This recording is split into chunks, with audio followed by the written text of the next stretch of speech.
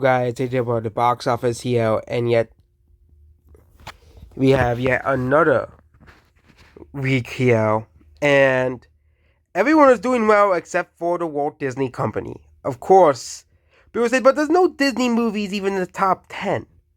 Actually, there's two, because Disney owns 20th Century Fox, or now 20th Century Studios. So, Paw Patrol the Mighty movie took number one at the box office. We can compare it to the first Paw Patrol movie, was released during the pandemic, make in 2021. Yeah.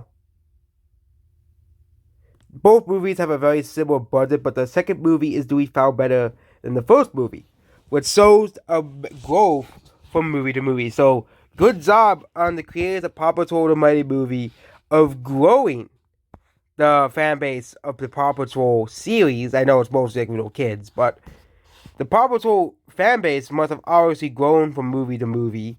Obviously, I think even like some older people went to go see the movie, not just kids and, of course, families, the parents being dragged along to see the Paw Patrol movie. But I think there's even, I know mostly kids like Paw Patrol, but I think there's some even older people that like this series as well. And it's starting to attract more than just the little kids and the parents, who still have the money to spare to watch the movie. But yeah, Paw Patrol, the Mighty movie, has done pretty well at the box office, considering it's a day-to-day streaming movie. Yes, they're still doing that, but the movie is doing well regardless of day-to-day streaming. The movie needs to make $75 million to break even. It most likely will. It's outperforming the first movie by around $10 million as well. Next is Saw X. This movie is actually they do have the international numbers, so this movie is going to probably break even. As well, last time we checked, there was no international numbers as well, which means this movie is going to make money. It only needs like $34 million to break even. Actually, $32 million. This movie's only at a loss of $3 million, where it's never going to make back up over a second and third and fourth weekend at the box office. Even if it's like a massive drop off, this movie's going to make money at the box office. It's actually performing the best opening wise for the entire Saw franchise.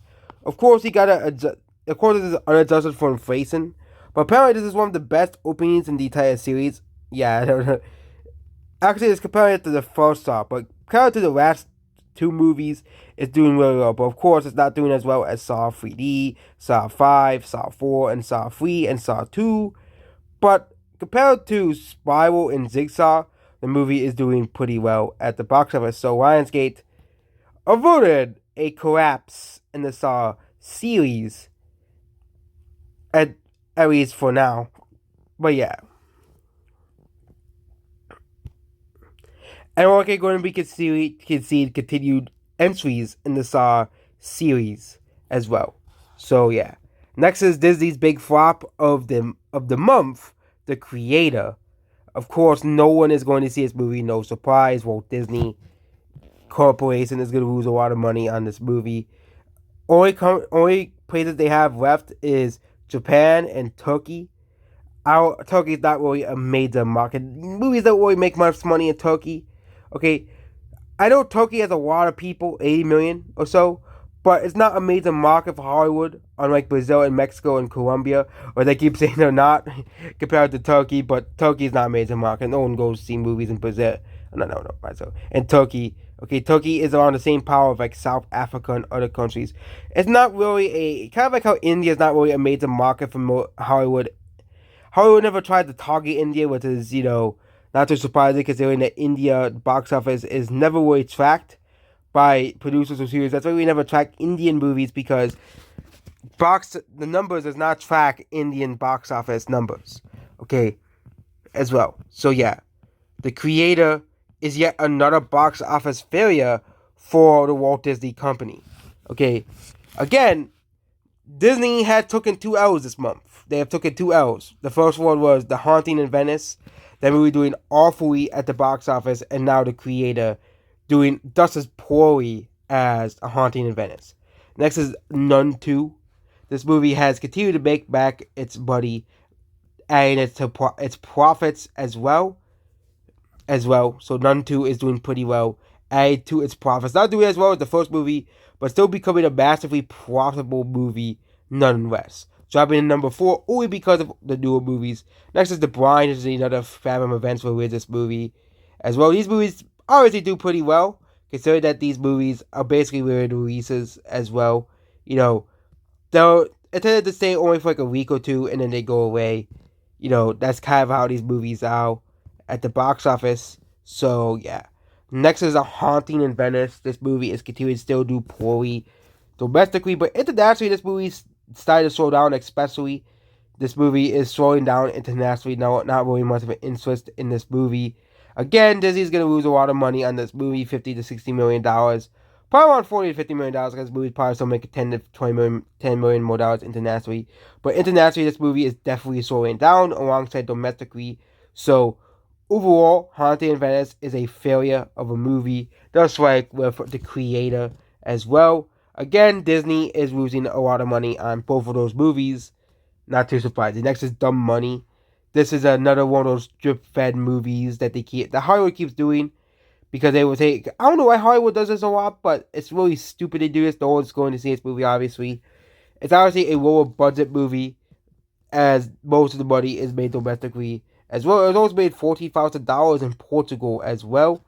So yeah, made some money in Portugal at least as well. But Hollywood, this strategy of drip-feed movies doesn't work 90% of the time. It works with everything everywhere all at once, but it doesn't work most of the time. Okay. Next is The Equalizer 3. The Equalizer 3. This movie has made $158 million worldwide. And the movie is a loss.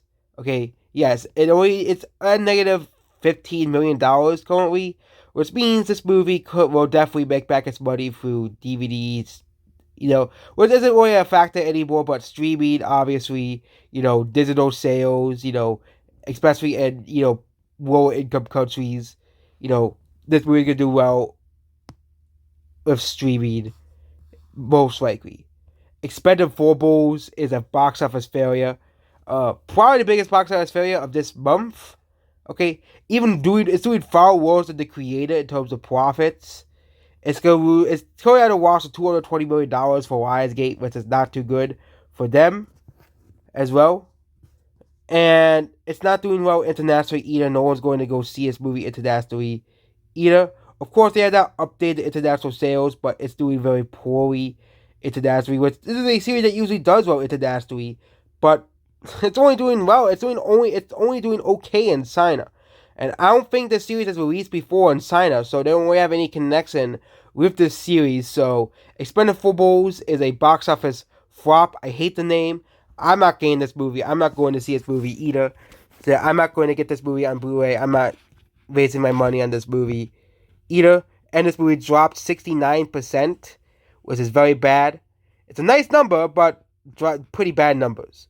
Barbie is probably at its very last week as well. This movie is an 11th weekend of release.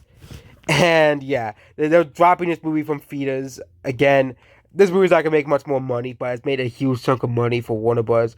So Warner Bros. Has taken L's with the superhero movies, but at least Barbie and The Nun 2 made money. At least those movies made money. So maybe Warner Bros. Might have the comeback of the year, but not really.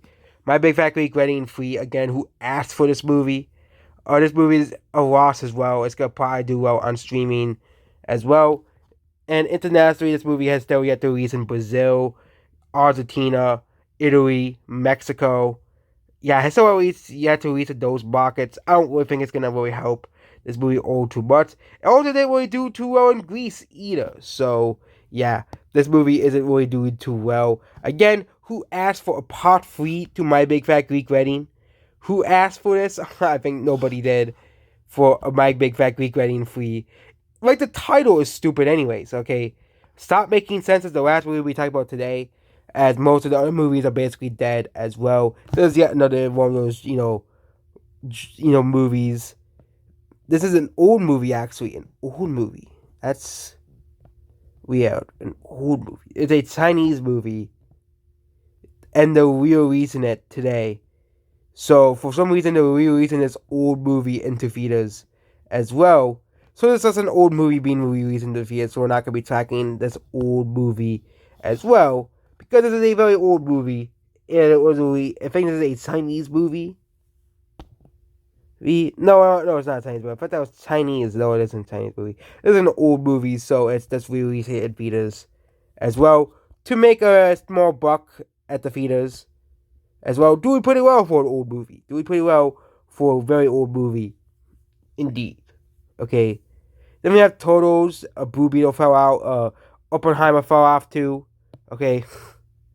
Bottoms, of course, no one went to go see that movie as well. And yeah, that's it about this video here. Goodbye.